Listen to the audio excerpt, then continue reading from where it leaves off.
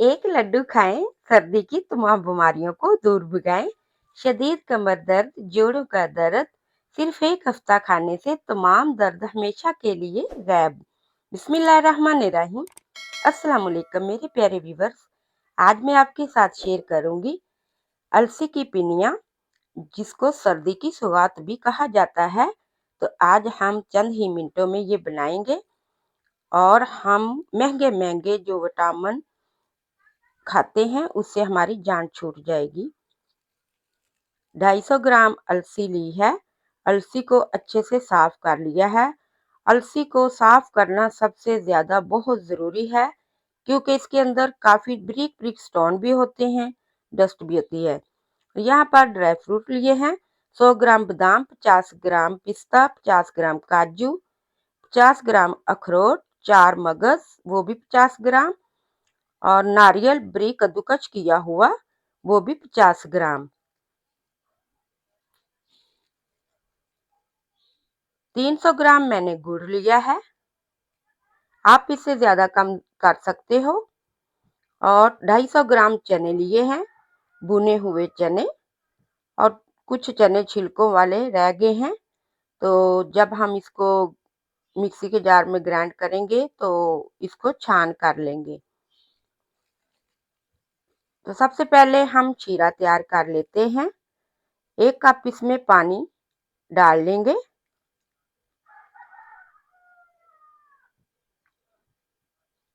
और इस हल्की आंच पर लगातार हिलाते हुए इसको हम पकाएंगे। इसका शीरा तैयार करेंगे। शीरा तैयार करते वक्त इसका पानी भी ज्यादा ड्राई नहीं होने देना। 2 टेबलस्पून देसी घी इसमें हम शामिल कर देंगे। यहाँ पर जो हम देसी घी डाल रहे हैं, या अगर आप इसी तरह देसी घी शीरे में पका लेंगे तो आप पिन्नियों को महीने भर के लिए भी रख सकते हैं, वो कभी भी खराब नहीं होगी। तो शीरा हमारा यहाँ पर तैयार हो गया है। ना ज्यादा ड्राई है और ना ही ज्यादा पतला है, इसी तरह का रख लिया है। इधर हम फ्लेम को ऑन करेंगे।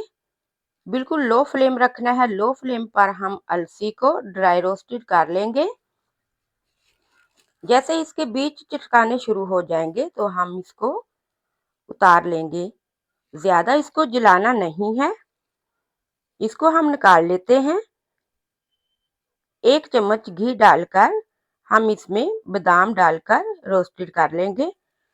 तो हर ड्राई फ्रूट्स की जो टाइमिंग है वो अलग अलग है, तो इसलिए पहले हम बादाम को रोस्टिंग करके साइड पर कर लेंगे। 4 मगज डाल देंगे, काजू डाल देंगे और पिस्ता डाल देंगे। इसके बाद हम अखरोट डाल देंगे। तो यहाँ पर फ्लेम को लो रखना है, फ्लेम को तेज नहीं करना। हल्का हल्का इसको हम रोस्टेड कर लेंगे। तो यहाँ पर हमारे ड्राई फ्रूट रोस्टेड हो गए हैं, इसको भी हम निकाल लेंगे और निकाल कर साइड पर रखेंगे।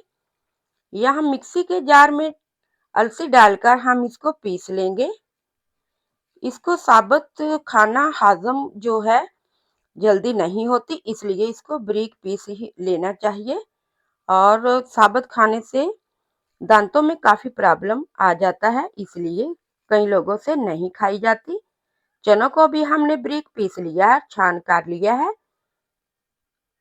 जो छिलके वगैरह हैं वो मैंने निकाल लिए हैं।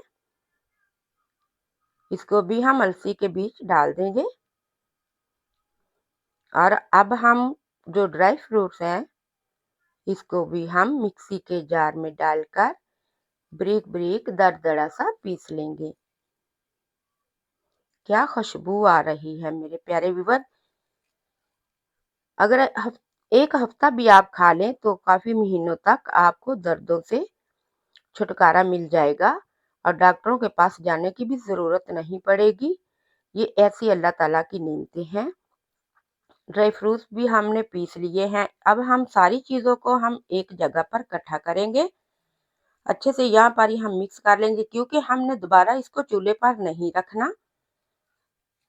ये नारियल कद्दूकस किया हुआ ये भी डाल दिया है, और जो हमने ड्राई फ्रूट्स बारीक दरदरा से कर लिए हैं उनको भी डाल दिया है।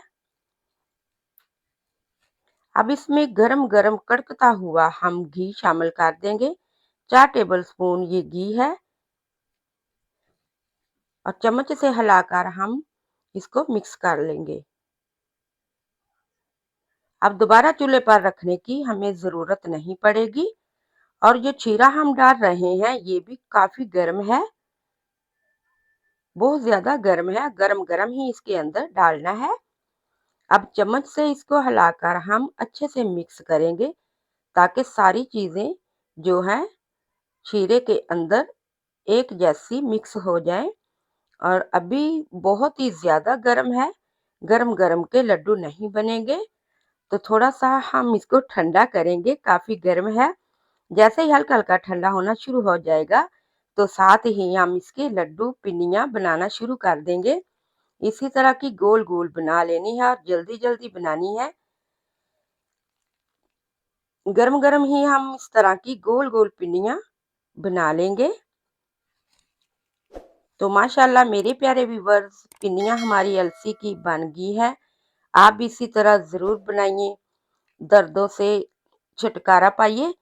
और ये सर्दियों की सौगात है, तो कई लोग तो इसको 12 महीने खाते हैं। अगर आप मेरे चैनल पर नए हैं, चैनल को सब्सक्राइब कर लें, लाइक कर लें, शेयर कर लें, बेल आइकन के बटन को प्रेस कर लें ताकि हर आने वाली वीडियो सबसे पहले आप तक पहुंचे। Thank you for watching the video. अल्लाह हाफिज़।